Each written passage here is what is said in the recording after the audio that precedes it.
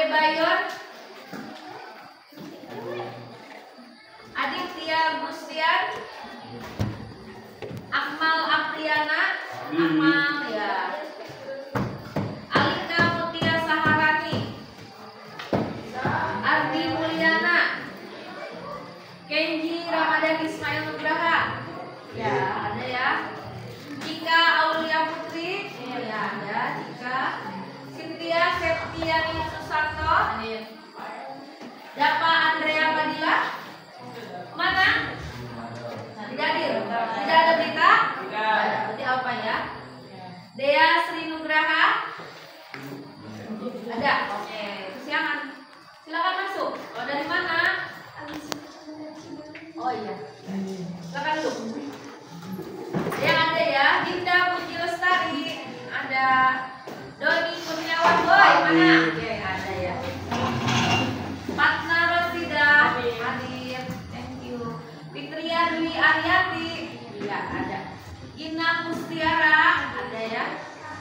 Hanum Dwi Ausiani, ya, terima kasih Hanum dan teman-teman ya yang sudah menyiapkan alat-alat pembelajaran kita pagi hari ini. Ilham, oke. Kevin Ramadan Ismail Nugraha, ada ya. Muhammad Nurmi Ramadan, ada. Nabil Abdullah, tidak ada? Nggak ada kabar? Ada. Novil Widianti, hadir. Oke. Rizna Meilani, Septian Abdul Aziz, Septi, ada. Cindy Dwi Haryanti, oke. Siti Fadila, hadir. Oke, mana? Oh iya, pengkeren namanya. Sri Andini, hadir. Sahla Novita Gayatri, ya, Sahla itu ya. Ya, Simpa juga masih Pak. Terima kasih semuanya. Pindi Firdaus, thank you. Yuni Nur, ini sudah di belakang. Ya, terima kasih semuanya ya. Ini 2 orang ya. Oke, gimana kabarnya? Ya, pembelajaran hari ini selalu harus bawa santai ya. Belajar PPKN asik nggak? Karena gurunya asik. Itu karena ada ibu ya. Oke ya. Ya. Pagi hari ini Ibu akan melanjutkan materi yang sebetulnya anak-anak Ibu sudah pelajari sebelumnya. Yaitu tentang apa? Satu, tentang lembaga hukum, khususnya yang akan kita bahas adalah lembaga peradilan. Anak-anak itu kan sudah paham ya. Setiap orang pasti mencari yang namanya unsur keadilan dalam hidupnya. Sama halnya ketika anak-anak Ibu ini diperlukan adil oleh gurunya, benar nggak? Berarti guru ketika menilai harus objektif apa subjektif? Objektif. Harus objektif. Berdasarkan kemampuan, potensi, intaks, dan daya berpikir anak-anak Ibu. Jadi Ibu tidak bisa karena kedekatan Ibu misalnya dengan anak Ibu Siva, lalu Siva dapat nilai enggak dan gede enggak juga. Tapi mungkin kalau dari komunikasi bisa beda antara satu dengan yang lain karena beda. Kan dulu sekarang modern, betul nggak? Ya. Kalau jadi teman kalian, ya. Kalau jadi teman curhat, teman main, lalu ada tawar-menawar zaman sekarang, betul nggak? Harusnya tes kapan? Tawar lagi di zaman now, betul nggak? Zaman Ibu apa ada berani ke guru, Bu? Minggu depan ada atau Bu lagi mau belajar nggak ada. Tapi ya itulah fenomena di mana seorang guru harus fleksibel, harus memang bisa apa coba? Kamu maunya digertiin, guru digertiin nggak sama kalian? Oke ya, pada dasarnya adalah harus komunikasi yang efektif ya.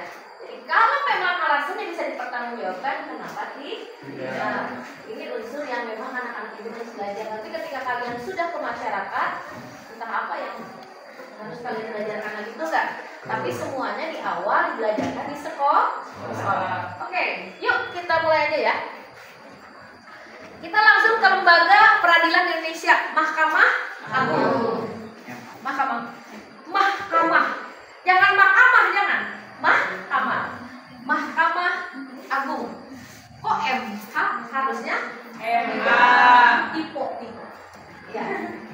Oke, Mahkamah Agung adalah lembaga peradilan tertinggi di Indonesia yang berfungsi sebagai puncak dari sistem peradilan di negara ini. Jadi kalau berbicara sudah ke Mahkamah Agung, berarti putusan hakimnya sifatnya finally, terakhir. Jadi kalau nanti ya sebetulnya ada tahapan peradilan umum kan. Nah, jadi kalian harus pahami saja kalau sudah ada di Mahkamah Agung atau MA, biasanya putusan itu finally, sudah tidak bisa lagi tawar, putusan akhir. Ya. Di pembelajaran sebelumnya kan ketika anak-anak itu belajar peradilan umum pertama adalah pengadilan negeri. Kalau tidak puas dengan putusan hakim pengadilan negeri, kita bisa ke pengadilan tinggi. Dan yang terakhir adalah MA, Mahkamah Agung. Kalau dari pengadilan negeri ke pengadilan tinggi namanya apa?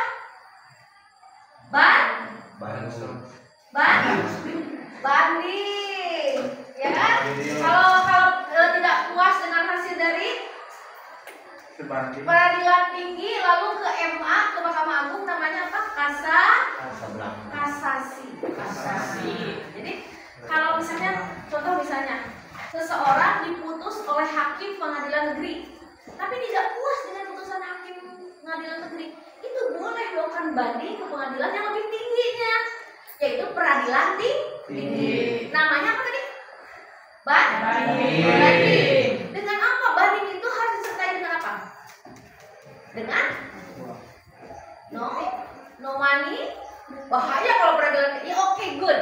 Harus dengan bukti dan saksi yang baru yang bisa menguatkan kenapa dia tidak puas dengan hasil keputusan hakim pertama di pengadilan negeri. Setelah di pengadilan negeri, lalu masih tidak puas juga, ya. Aduh, kenapa sih ada rasa diperlakukan tidak adil dalam sebuah peradilan? Boleh melakukan kasasi, artinya ke pengadilan yang lebih tinggi dari peradilan tinggi, yaitu apa tadi? Mahkamah Agung. Nah, berhenti di Mahkamah Agung? Yes, berhenti. Jadi peradilan tertinggi ya. Peradilan apa? Tertinggi. Jadi kalau sudah di Mahkamah Agung, maka finally putusannya adalah itu. Apakah bisa makin ringan atau makin tinggi, tergantung dari nanti hasil dari persidangan. Bagus deh. Ya, paham ya? Oke. Sampai kita kembali lagi. Next belum? Masih kembali yang tadi. Nah, tugas utama Mahkamah Agung adalah mengawasi pelaksanaan hukum secara adil. Nah, itu tugas dari Mahkamah Agung ya. Oke, lalu memberikan putusan akhir atas perkara pidana. Awas hati-hati. Kalau pidana berarti publik. Perdata berarti,